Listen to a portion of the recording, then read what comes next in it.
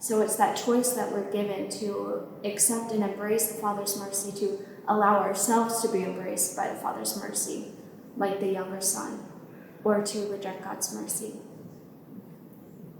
And we see that here played out further in the wedding feast of Cana. And here, one of the school groups, a little girl said, well, where's the bride and groom? So I pointed, there's the groom, there's the bride, they have the jewelry. And she said, well, they're not smiling, so it can't be their wedding day. And so it got me thinking, well, she's right, they really aren't happy.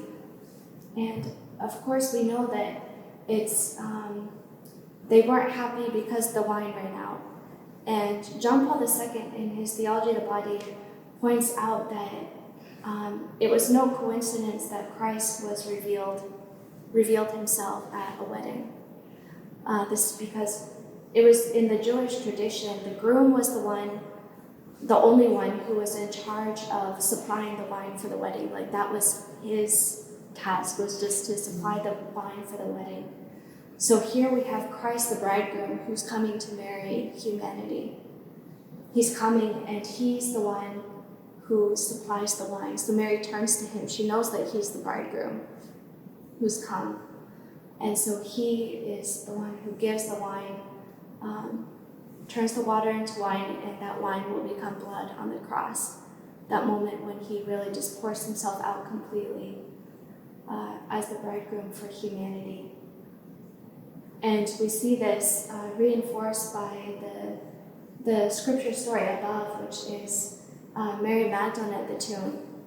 That moment, Mary traditionally is the woman who anointed Christ's feet with the oil and bathed it with her hair. So really she had just this incredibly intimate relationship with Christ. Like she saw him as the bridegroom, and she wasn't ashamed of that.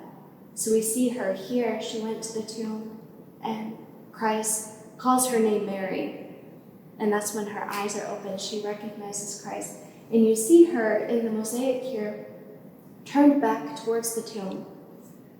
Right? She wants Christ to stay here on this earth, and Christ says, no, there's something higher.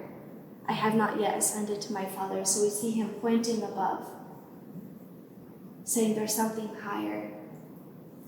So Christ comes to reconcile the world to himself in baptism, and here he comes to give us the love that will satisfy.